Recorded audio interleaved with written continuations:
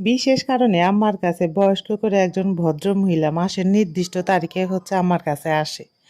তো আমার রান্না বান্না হয়ে গেছে, তো বললো যে কয়টা ভাত খেয়ে যান। তো উনি ভাত খাওয়ার সময় টপ টপ করে চোখ দিয়ে পানি পড়তেছে আর বলতেছে যে কত বছর পরে যে এরকম বড় একটা মাছের চাকা দিয়ে ভাত খাইলাম। আসলে শুনলেও কেমন যেন লাগে, তাই না? আচ্ছা, যাই হোক, সেদিকে না যাই।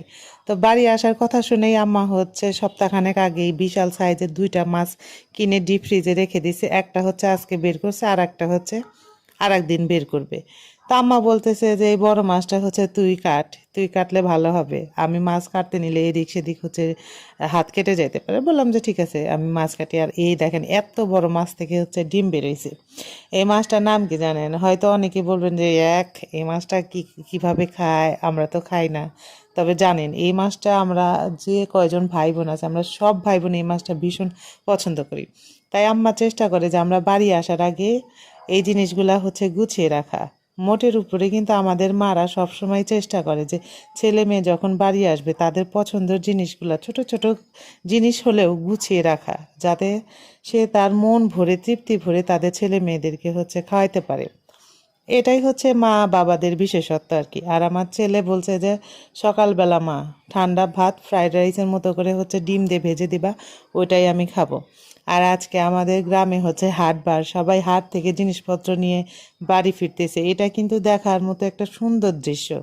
যাই বলেন, বাইরে দাঁড়ায় নদীর ওই পার থেকে যখন মানুষজন সব নিয়ে আসে, দেখতে ভালো লাগে। আর এই নারিকেলালা বরফটা খেতে যে কি ভালো লাগে, আমি বাড়ি আসলে একবারও মিস করি না এই বরফটা খাইতে। তো এই বরফের পিছনে কিন্তু একটা মজার কাহিনী আছে, সেই কাহিনীটা তোমাদের অন্য একটা সময় শোনাবো। তো আজকে বাড়িতে আম্মা অনেক কিছুই রান্না করতেছে। আর আমার সবচেয়ে পছন্দের মূলার শাক ভাজি, সেটাও আম্মা ভাজছে শুকনা মরিচের সাথে। কামড়ে কামড়ে খাইছি, এত মজা লাগছে। আর গতকালকে ছোট মাছ রান্না করছিল, সেগুলাও আছে। আর এই মাছ ভাজিটা ওই বয়স্ক করে ভদ্র মহিলাকে দিছিলাম, বলতেছে যে আমি যে কত কাল পরে যে এরকম মুচমুচে আর মজার মাছ ভাজি খাইছি। বিশ্বাস করেন, ওনাকে খাওয়াইতে পারে আমার মনটাও ভরে গেছে। তো আমি বললাম যে যাওয়ার সময় 2টা কলা নিয়ে যান, বাড়ি গিয়ে রুটি অথবা পরোটা দিয়ে খাই নেন। সে যে কি পরিমাণ দোয়া করে গেল, বিশ্বাস করেন, মনটাই ভরে গেছে। মনে হলো সারাদিনে সবচেয়ে বড় প্রাপ্তি এইটা। তো বিকেল হয়ে গেছে, আমার ছেলে তো খাই খাই করতেছে। তো কি কাটাকাটি করতেছে জানেন? আমাকে দিয়ে আলু চোচা ছিলায় নিছে, আর এখন সে সেটাকে গোল গোল পিস পিস করে কাটাকাটি করতেছে।